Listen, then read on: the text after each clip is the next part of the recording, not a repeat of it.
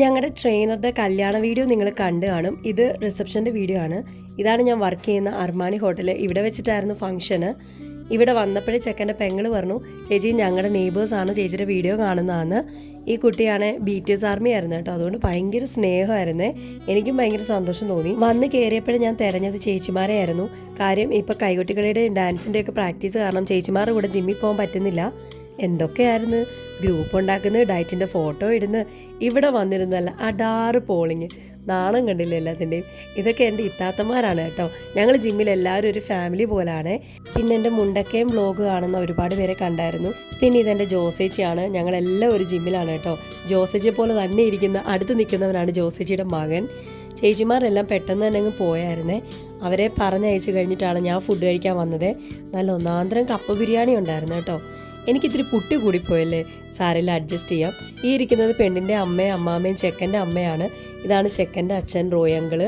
കുടുംബം കെട്ടി ആറ്റിറ്റ്യൂഡ് പിടിച്ച് നിൽക്കുന്നവനാണ് ചെക്കൻ്റെ അനിയൻ. ഒരു സുന്ദരി പെങ്ങളുണ്ടായിരുന്നു, അവൾ എവിടെ പോയെന്ന് അറിയത്തില്ല. ഈ ഇരിക്കുന്നെല്ലാം കൂട്ടുകാരാണ് കേട്ടോ.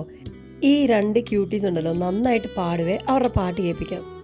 ഗൈസ്, നമ്മുടെ കുട്ടികൾ പാട്ട് പാടാൻ പോവാണ്. നമ്മൾ അങ്ങേയറ്റം പ്രോത്സാഹിപ്പിക്കണം.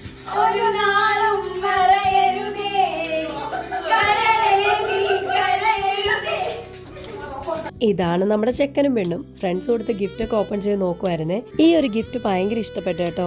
അവരുടെ ഒരു ഫ്രണ്ട് വരച്ചാണ്, നല്ല ബ്യൂട്ടിഫുൾ ആയിട്ടുണ്ടായിരുന്നു കേട്ടോ. ഇവനെ പോലെ ചിലരുണ്ട്, ഞാൻ ക്യാമറ എടുക്കുമ്പോഴേ പേടിച്ചോടി പോകുന്നവർ.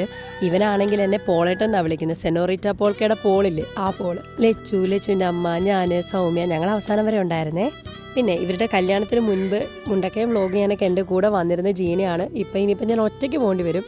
പിന്നെ പുതിയ കുറച്ച് ഫ്രണ്ട്സിനെയൊക്കെ കിട്ടി. സമയം 9:30 മണിയൊക്കെ ആയപ്പോൾ എല്ലാവരും പോയി തുടങ്ങിയായിരുന്നു കേട്ടോ. പിന്നെ വെളിയിൽ വന്നപ്പോൾ എൻ്റെ വീഡിയോസ് കാണുന്ന വേറെ കുറേ ചേട്ടന്മാരെയും പരിചയപ്പെട്ടു. എല്ലാം കഴിഞ്ഞ് നമ്മുടെ വീട് വരെ കൊണ്ടുവിടും കേട്ടോ. അതാ ലച്ചുവിൻ്റെ ഫാമിലിയൊക്കെ.